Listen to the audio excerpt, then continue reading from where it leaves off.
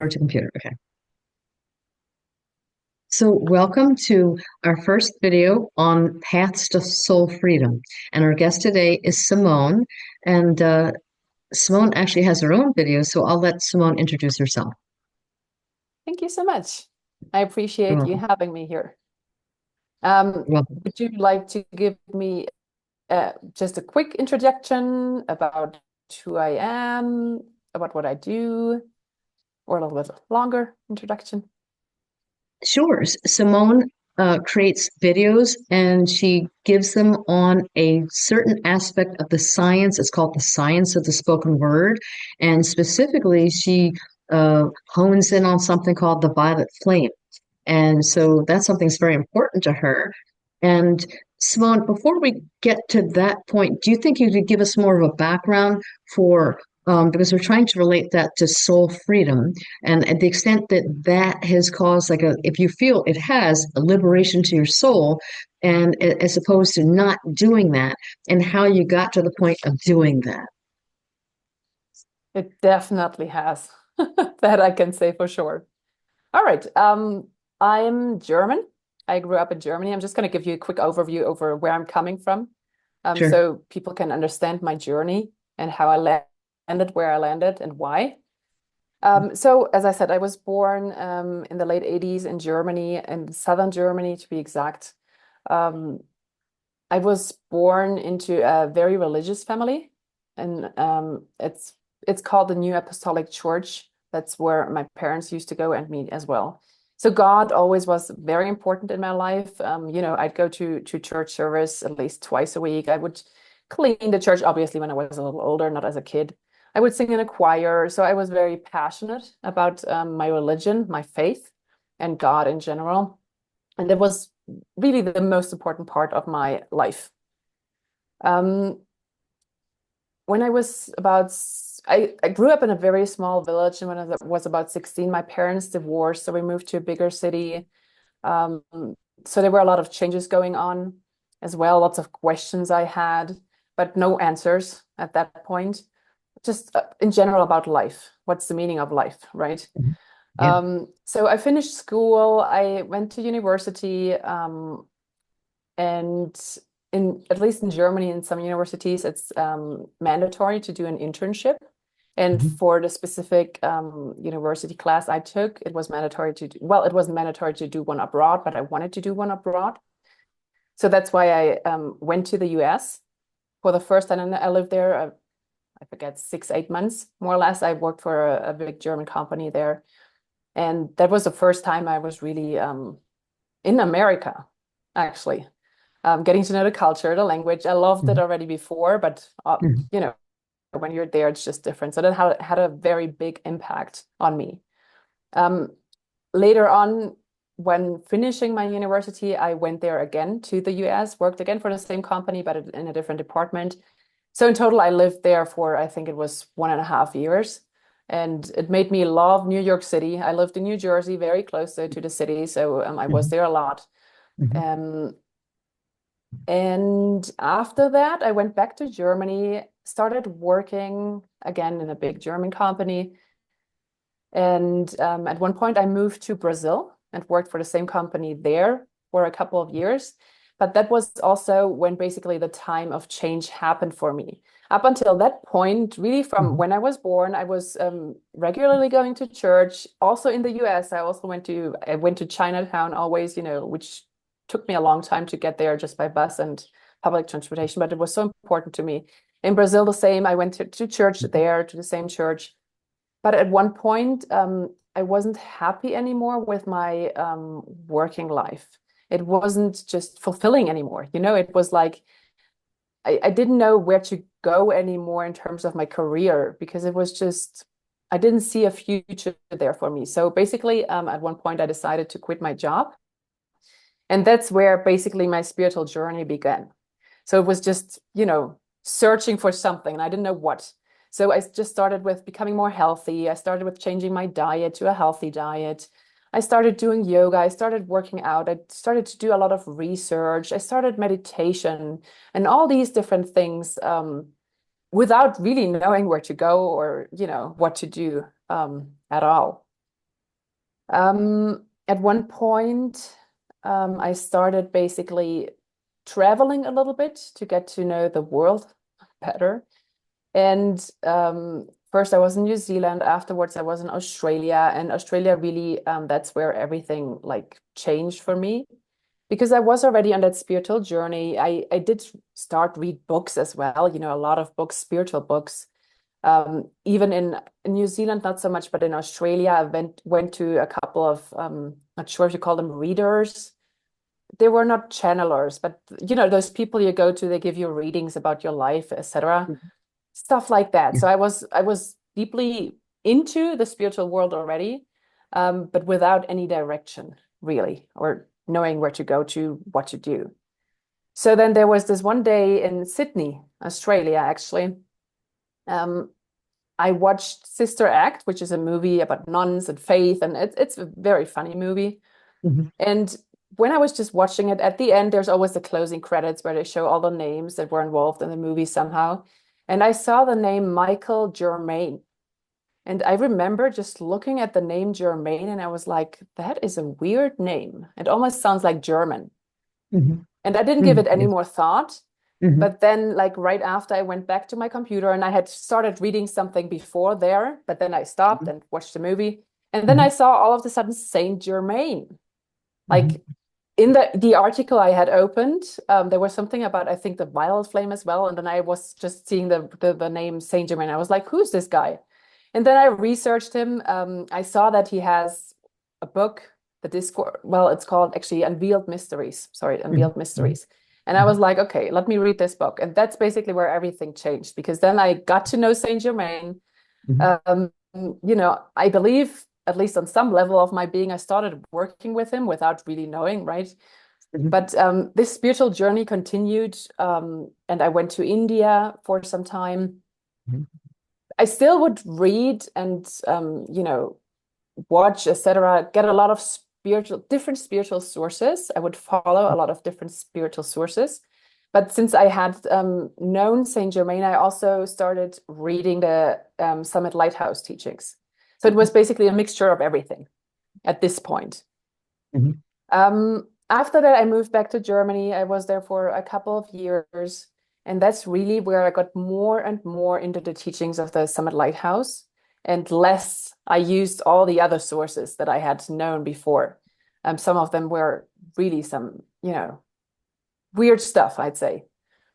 So I felt most drawn to the TSL teachings, the Summit Lighthouse teachings.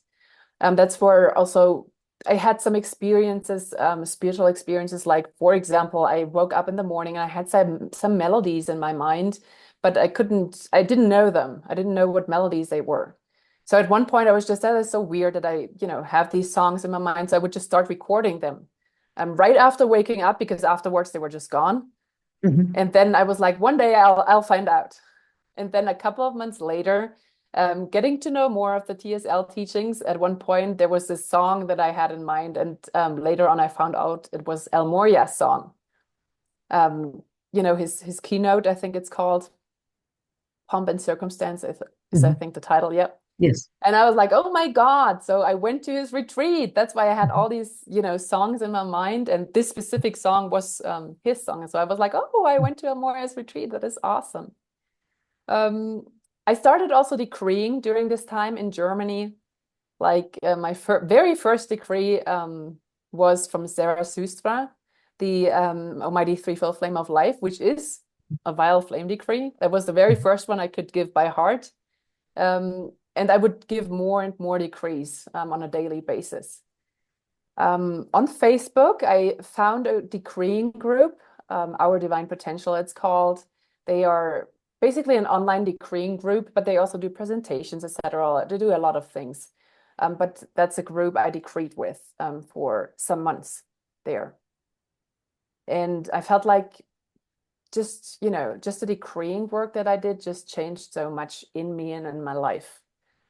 At one point, I decided to go to the TSL headquarters to volunteer there for 3 months, which is in Montana, in Gardner, Montana. So I went to there, and I also, you know, I had read some contradictive things about the Summit Lighthouse before. And I was a little bit unsure if they were correct, if it was just lies. So I was like, okay, I want to see for myself. Just let me go there, let me see the people, let me see the place, let Hmm. me get my own picture, right? And Hmm. that's what I did. And I loved it there. People were very, very nice, supportive. It's a very special area there, in the mountains. There's like a little church. It's very intense, I'd say, actually, on a spiritual level. Very intense. There's a lot of light in that place, and that you can feel. Um, I forgot actually, before I did that, I became a keeper of the flame.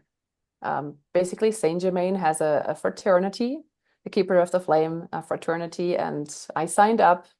And that was, I think, a very big step also in my spiritual development and just deciding, Hmm. where I wanted to go. That was very important. I came back then after my stay there. And at one point, when I was back in Germany, I decided that I wanted to give back to Saint Germain because he was really, a changing point in my life that had brought me to the Summit Lighthouse teachings and to the Hmm. Ascended Masters, and the real ones, not fake ones, because there's so much fake stuff out there, and you don't necessarily recognize that. You don't necessarily see Hmm. that when you're out there, and just don't know anything about anything. Yeah. So I decided that I wanted to start a YouTube channel, and that was Hmm. in May 2020. That was shortly after COVID hit, which also was very, I guess, life-changing for many on this planet. Yeah.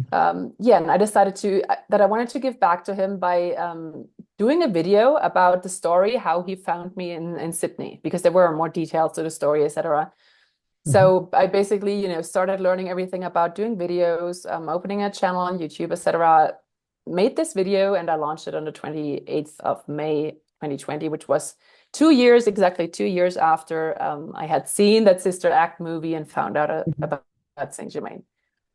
And from there, in the beginning, I wasn't very sure where to go with my channel. So I basically called Hmm. it, I think, Simone's Spiritual Videos.